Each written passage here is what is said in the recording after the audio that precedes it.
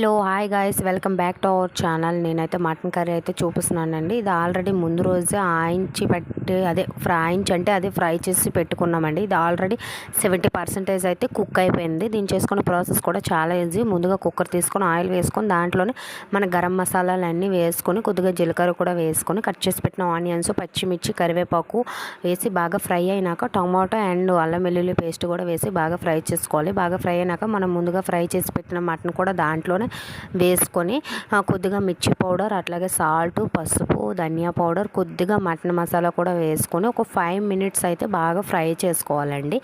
బాగా ఫ్రై అయినాక దాంట్లోనే కొద్దిగా వాటర్ని యాడ్ చేసుకొని ఒక 4 to 5 విజిల్స్ పెట్టుకుంటే సరిపోతుంది. ఎందుకంటే ఆల్రెడీ అది బాగా కుక్ అయిపోయింది కాబట్టి మటన్ అనేది.